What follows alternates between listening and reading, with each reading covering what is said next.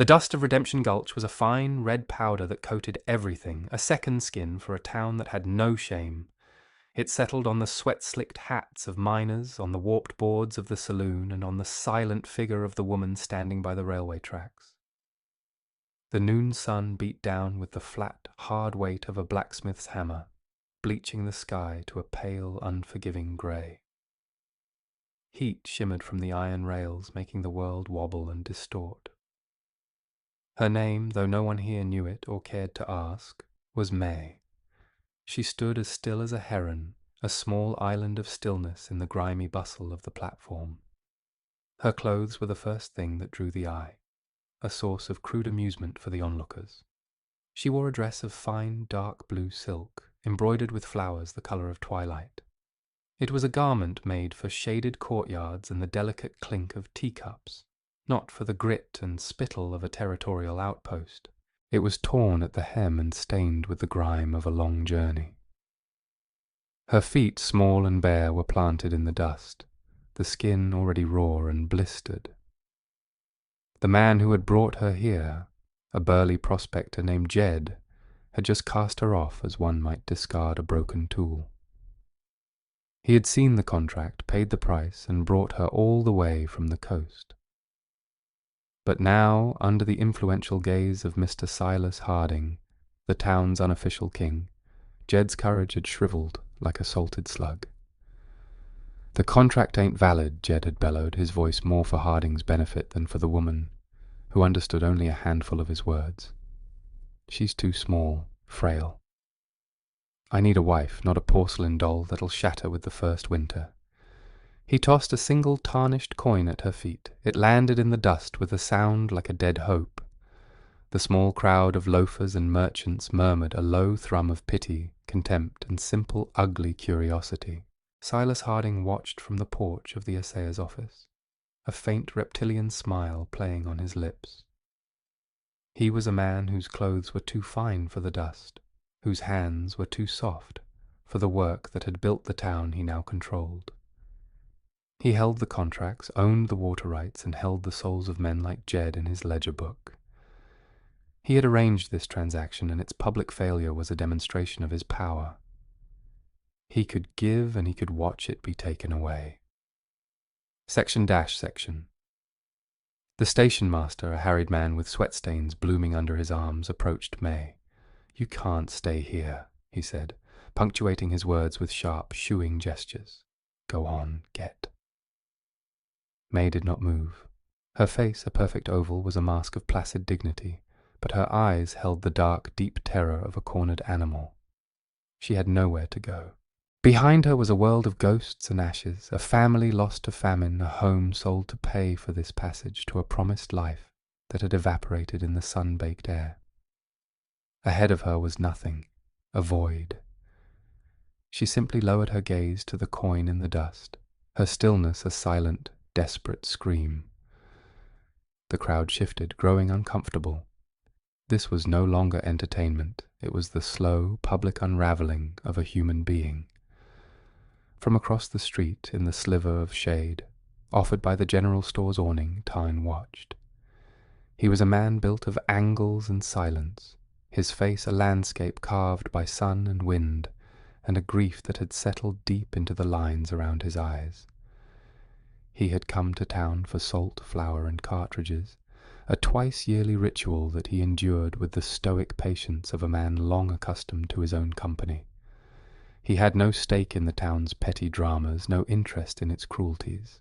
He had a ranch in the high hills, a herd of hardy cattle, and a silence in his cabin so profound he could hear his own heart beating. He had seen the woman arrive on the train, had seen the flicker of hope in her eyes as the prospector met her, and he had seen that hope extinguished under the smug, watchful eye of Silas Harding. Tyne knew Harding. He knew the man's brand of casual evil, the way he used people and law and money as levers to move the world to his liking. Most people looked away. Tyne found he could not. He saw not the porcelain doll Jed had mocked. He saw the rigid set of her shoulders, the strength it took to stand so still while her world crumbled. He saw the calluses on her fingertips, When she had briefly clasped her hands, the hands of someone who knew work, not idleness. He saw the desperation, yes, but beneath it he saw a core of steel. It resonated with something inside him, the part of him that had learned to endure. The station master grew more insistent, grabbing a broom to shoo her away as if she were a stray dog. The crowd snickered. Tyne's jaw tightened. He had buried a wife and a son on his land. He knew what it was to be alone. But this was a different kind of solitude, a public crucifixion.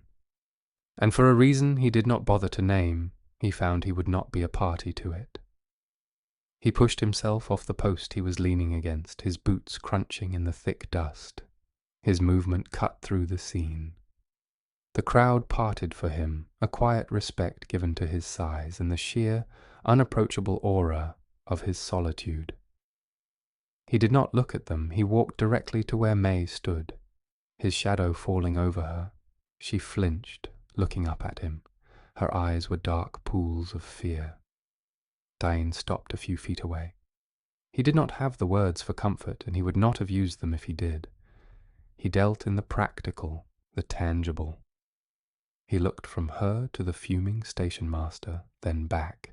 He pointed a finger at his own chest. "I need a housekeeper," he said. The words were rough, like stones grinding together. Unused to forming such a request, the station master scoffed.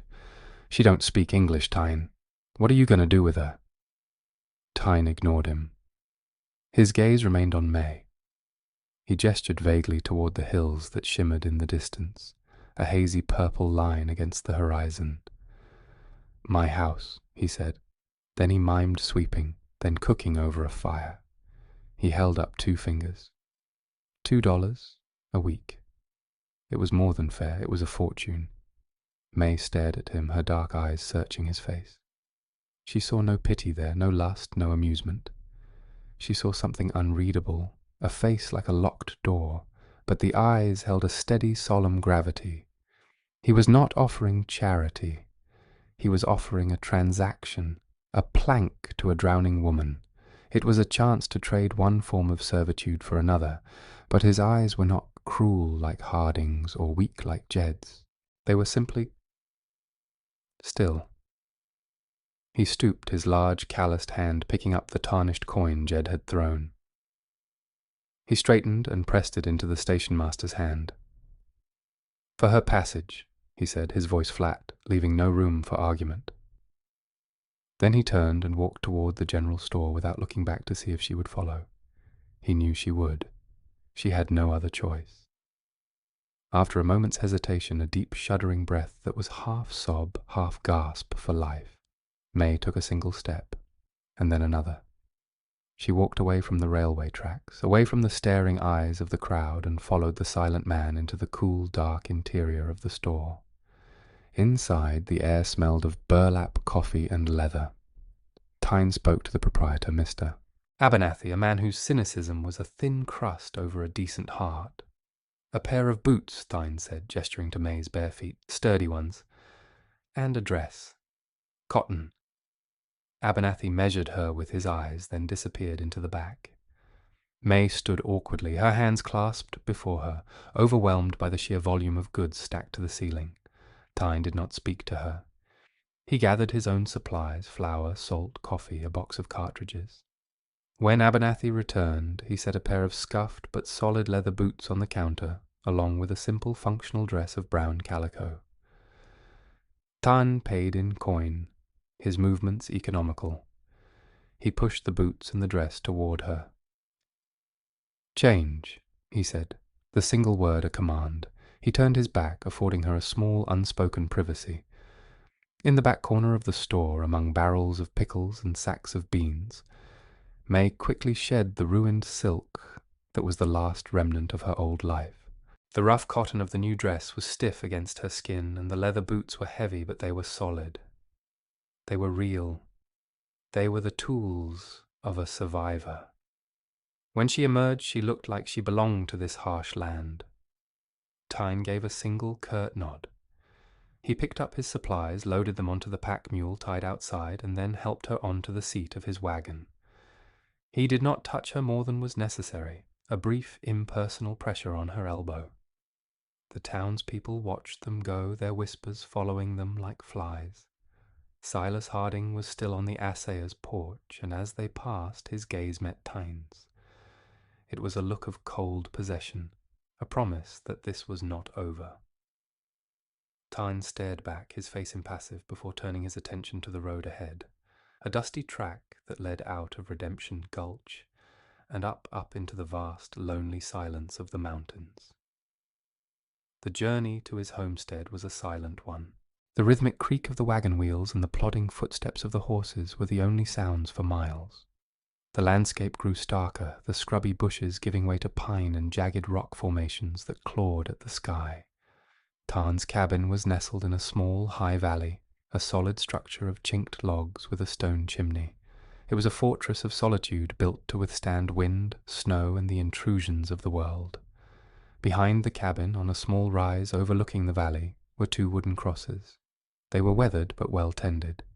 Tyne did not look at them as he unhitched the horses, but May saw his shoulders tighten. She understood. This was a house full of ghosts. Inside, the cabin was as Spartan as its owner. A stone fireplace dominated one wall. There was a rough-hewn table, 2 chairs, a single bed covered with a wool blanket, and shelves holding a few tin plates and cups. It was obsessively clean, the floor swept, the surfaces free of dust, but it lacked any touch of comfort. It was a place for sleeping and eating, not for living. It was the shell of a home, its heart long since removed. Tyne gestured to a small cot in the corner which had been folded up. "Yours," he said. He showed her the well outside, the woodpile, the pantry where he stored his supplies. His instructions were given in gestures and single words: water, fire, food. He then took his rifle from its pegs on the wall and disappeared into the trees, leaving her alone in the immense quiet. May did not waste a moment. This was a language she understood. Work. She swept the floor again, though it was already clean. She unpacked the supplies, arranging them with a meticulous precision that was second nature. She found a pail and scrubbed the table until the wood grains shone. She took the drab wool blanket from his bed, aired it in the sharp, clean sunlight, and folded it with crisp corners. She was claiming her territory not with words, but with actions. She was bringing order to his solitude, carving out a space for herself through sheer competence. When Tyne returned at dusk, a brace of rabbits slung over his shoulder, he stopped in the doorway. A fire crackled in the hearth, casting a warm, dancing light. The air, which usually smelled only of cold stone and old wood, was filled with the savoury aroma of roasting meat and wild herbs she had found near the creek. The table was set for 2. Prairie. He said nothing. He simply hung his rifle on its pegs, washed his hands in the basin, and sat down at the table. May served him, moving with a quiet, fluid grace. They ate in silence, the only sounds the crackle of the fire and the scrape of forks on tin plates. But it was a different kind of silence than the one that had lived in the cabin before. It was no longer empty, it was shared. Days bled into weeks, settling into a quiet rhythm. He would rise before dawn, his work taking him out onto the range, tending to his cattle, mending fences, living a life tethered to the land and the sky. She would rise with him, her domain the cabin and its immediate surroundings. She transformed the place. She found wild berries and stewed them, filling the cabin with a sweet fragrance. She used scraps of flour sacks to sew curtains for the single window. She planted a small garden with seeds she had carefully carried all the way from her homeland, tucked away for a future she thought she'd never have. Communication remained a thing of gestures and sparse words. He learned her word for tea, cha, leaving a small tin of it for her on the table one morning, a silent offering. She learned the names of his tools, pointing and waiting for him to supply the English word. Hammer, axe, saw. They were like 2 people from different worlds, slowly building a bridge between them, one small, solid plank at a time. He noticed things about her. The way she would hum a strange, sad melody while she worked. The way her hands, though performing menial tasks, moved with the precision of an artist. The intricate, heavy braid she wore coiled at the back of her head. A style she never changed. He never saw her hair down. It was a fortress as private and protected as his own grief. The first snow came early, a fine dusting of white that melted by noon. But it was a warning. Winter in the high country was not a season, it was a siege. Tyne worked relentlessly, reinforcing the barn roof, chopping and stacking a mountain of firewood. May, understanding the urgency, began preserving everything she could, drying herbs and salting meat. They worked as a seamless team, a silent understanding passing between them. The blizzard hit without warning in late November, a furious white onslaught that descended from the peaks and swallowed the world. The wind screamed like a banshee, rattling the cabin's lone window and driving snow through the tiniest cracks in the logs. For 3 days they were prisoners, the world reduced to the 4 walls of the cabin. The silence was gone, replaced by the howl of the storm. On the second night, a sound like a pistol shot echoed through the cabin. A heavy beam in the roof, burdened by the weight of the snow, had cracked. A fine powder of snow began to drift down, directly over their precious stores of flour and beans. In an instant, Tyne was on a chair, pressing his hands against the splintering wood. "Get a bucket," he yelled over the wind. May needed no translation for his tone. She moved instantly, shoving the sacks of flour to a drier corner, her small frame straining with the effort. She placed a large pot under the steady trickle of melting snow that now dripped from the beam. He climbed into the rafters, the lantern light casting his giant, struggling shadow on the walls. He worked with hammer and spare timber, shoring up the damaged beam, his face grim with concentration. She stayed below, holding the lantern high, her arm steady despite the strain, her presence a silent, unwavering support. They worked for hours, a desperate, frantic battle against the storm. When at last the beam was secured and the leak reduced to a manageable drip, they collapsed in exhausted silence by the fire. The storm still raged outside, but inside they had won. A small, crucial victory. Tyne looked at her, truly looked at her, not as a housekeeper, but as a partner. Her face was smudged with dirt, her hair coming loose from its tight coil, but her eyes shone with fierce determination in the firelight. "Thank you," he said the words, feeling inadequate. She simply nodded, pulling the blanket tighter around her shoulders. In the shared warmth and exhaustion, the walls they had so carefully built around themselves began to crumble. "I had a son," Tyne said, his voice low, speaking to the flames. "His name was Samuel. He would have been 8 this year." He didn't know why he was telling her this. He hadn't spoken his son's name aloud in years. "My wife, Sarah, they both took a fever. 3 winters back, the snow was too deep to get the doctor from town. I buried them on the hill." He finally looked at her, his eyes raw with the memory. This cabin was full of life then. May listened, her expression one of profound empathy. She reached out a hesitant hand and placed it on his arm, a feather-light touch that grounded him in the present. She began to speak, her English broken and halting, pieced together from the words he had taught her and the phrases she had hoarded. "My family," she said, her voice a whisper. "Father, mother, brother, gone." She made a gesture of something being swept away by a great river. "No food, men, bad men, come. They take everything." She touched her chest. "Debt. They sell me to pay." Her story was stark, brutal, and delivered without self-pity. She then touched the thick, intricate braid at the back of her head, her fingers tracing its pattern protectively. "This, from my mother, all I have left." It was a clue to a mystery he didn't understand, a hint of a world beyond his comprehension. But in that moment he understood that her grief was as vast and as deep as his own. They were 2 survivors, huddled together against the storm, their shared solitude finally breached by the shared vulnerability of their pasts. When the blizzard finally broke, the world was transformed into a landscape of pristine, blinding white. The threat from the storm had passed, but another was on its way. A week later, 2 figures on horseback appeared, black specks moving slowly against the snow. Tyne saw them from the ridge where he was checking his traps. He knew, with a cold certainty in his gut, who it was.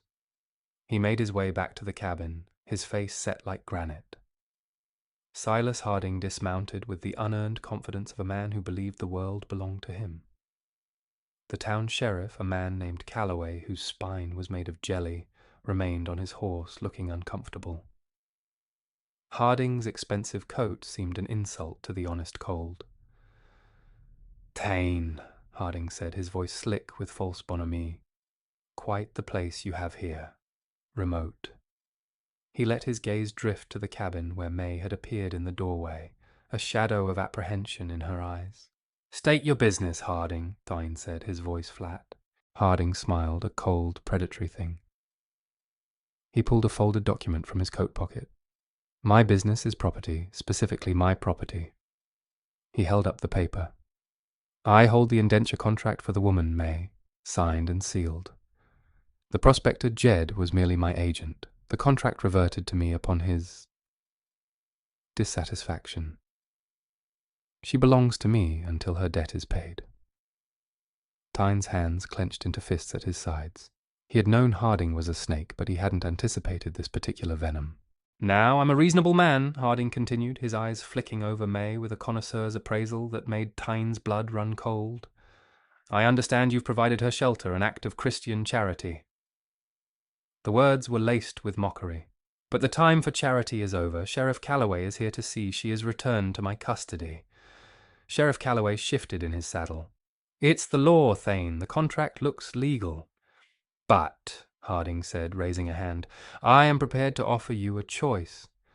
This valley is good land. The water rights are precarious. A man like me could file a competing claim, tie you up in court for years. The territorial office listens to men with capital." He let the threat hang in the air. "Or you could be a sensible fellow. Forget this foolishness. Give me the woman, and your claim remains secure. I'll even forget the cost of this little excursion." The ultimatum was clear. His home, the land he had bled for, the life he had built from the ashes of his grief. Or her. A woman he barely knew, a silent presence who had somehow, inexplicably, started to fill the empty spaces in his life. He looked past Harding, his gaze meeting May's across the snow-covered yard. He saw the terror in her eyes, but beneath it, the same steel he had seen on the train platform. She did not plead. She did not cry. She stood her ground, waiting for his decision. And in that moment he knew there was no choice to be made. Some lines, once crossed, could never be uncrossed. Tyne took a slow step forward, planting himself squarely between Harding and the cabin. His voice, when it came, was low and dangerous, the rumble of an avalanche before it breaks. "Get off my land." The final confrontation took place where it had begun, in the heart of Redemption Gulch. Harding, infuriated by Tyne's defiance, had used his influence to call a township hearing at the saloon, a kangaroo court designed to legitimize the theft of Tyne's land and life.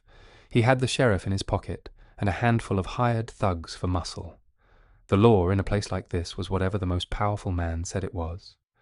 Before leaving his homestead, Tyne had done something unusual.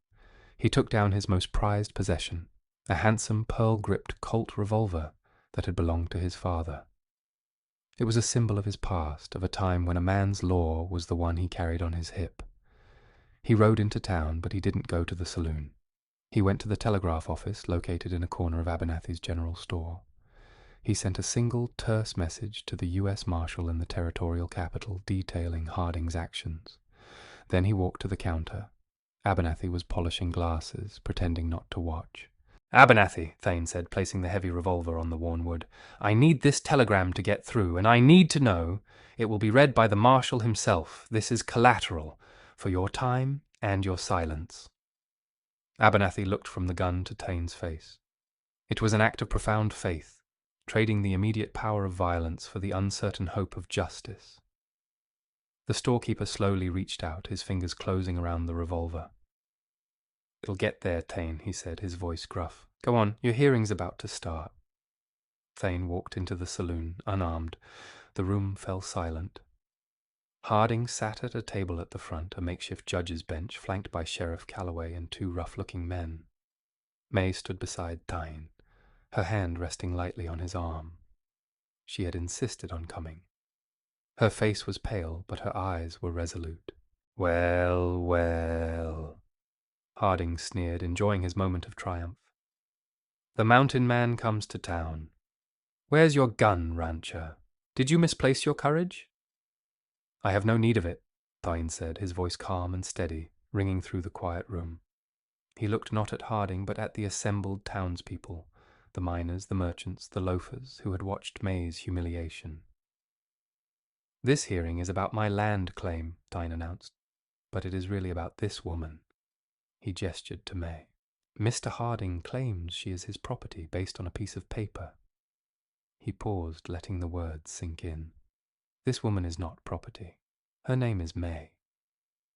He turned and looked down at her, and his next words stunned the room into absolute silence.